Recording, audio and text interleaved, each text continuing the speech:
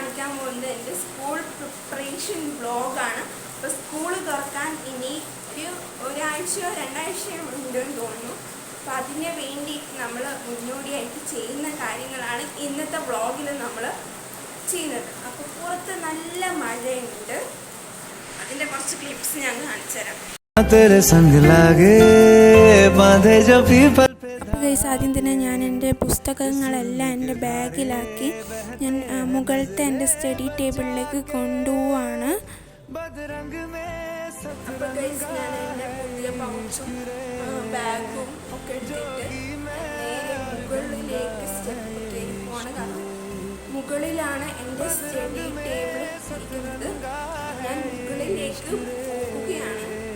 അപ്പോൾ ഗൈസ്, ഇനി നിങ്ങൾക്ക് എൻ്റെ ശബ്ദം കേൾക്കാൻ പറ്റുന്നത് വോയിസ് ഓവറിൽ കൂടി ആയിരിക്കും. കാരണം എൻ്റെ സ്റ്റഡി ടേബിൾ ഇരിക്കുന്നത് നമ്മുടെ വാഷിംഗ് മെഷീനൊക്കെ വെച്ച ഒരു സ്ഥലത്താണ്.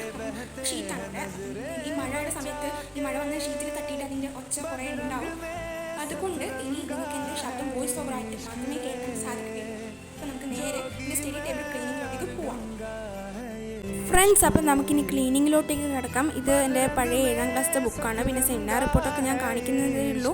പിന്നെ എൻ്റെ ക്വസ്റ്റ്യൻ പേപ്പറും ആൻസർ പേപ്പറും ഒക്കെ ഉണ്ട്. അതൊക്കെ ഞാനൊരു സൈഡിൽ മാറ്റി വയ്ക്കുന്നുണ്ട്. പിന്നെ ഉപയോഗിക്കാൻ പറ്റുന്ന ബുക്കും ഉപയോഗിക്കാൻ പറ്റാത്ത ബുക്കും കൂടെ ഞാൻ വേർതിരിച്ച് സെപ്പറേറ്റ് ആക്കി വെക്കുകയാണ്. കുറേ സ്റ്റോറി ബുക്സൊക്കെ ഉണ്ട്. ഇതൊക്കെ കുറച്ച് ഡ്രോയിങ്സ് ആണ്. പിന്നെ ഇതെൻ്റെ സ്ക്രാപ്പ് ബുക്കാണ്. കുറേ പേപ്പർ കട്ടിങ്സൊക്കെ ഉണ്ട്. ഇനി കുറച്ചും കൂടെ ഒന്ന് ഡെവലപ്പാക്കി എടുക്കണം. പിന്നെ ഇത് എൻ്റെ ചേട്ടൻ്റെ ഡയറിയാണ്. പിന്നെ ഇത് കുറേ ക്വസ്റ്റ്യൻ പേപ്പറും ആൻസർ പേപ്പറും പിന്നെ സെമിനാർ റിപ്പോർട്ടും. നിങ്ങൾക്ക് എൻ്റെ ക്വസ്റ്റ്യൻ പേപ്പർ ആൻസർ പേപ്പേഴ്സിലെ മാർക്ക് കാണുന്നുണ്ടെങ്കിൽ ഒന്ന് താഴെ കമൻറ്റ് ചെയ്യണം, ഞാൻ കാണിച്ചു തരാം. പിന്നെ കുറേ പെയിൻറ്റ് ബോക്സ്. പിന്നെ ആ ഒരു ബോക്സ് തട്ടിയപ്പോൾ ഇത്രയും വേസ്റ്റുകളാണ് വന്നത്. അതിൽ ഞാൻ ഓരോ പേനയും സ്കെച്ചും ഒക്കെ എടുത്തിട്ട് ഞാനിങ്ങനെ എഴുതി മഷി ഇല്ലാത്ത വേറെ മഷി ഉള്ളത് വേറെ ബോക്സിലായിട്ട് ഇങ്ങനെ സെപ്പറേറ്റ് ആയിട്ട് തരംതിരിക്കുകയാണ്. പിന്നെ എനിക്ക് ആവശ്യമില്ലാത്ത സാധനങ്ങൾ ഞാൻ ആ ബോക്സിനകത്ത് തന്നെ ഇട്ടിട്ട് ഒരു സൈഡിലേക്ക് മാറ്റി വയ്ക്കുകയാണ്. പിന്നെ അതൊന്ന് തുടച്ച് മെഷൊക്കെ ഒന്ന് തുടച്ച് വൃത്തിയാക്കി ഒരു തുണി അതിൻ്റെ മുകളിൽ വെച്ചിട്ട് ഞാനിങ്ങനെ അറേഞ്ച് ചെയ്ത് വെക്കുകയാണ്.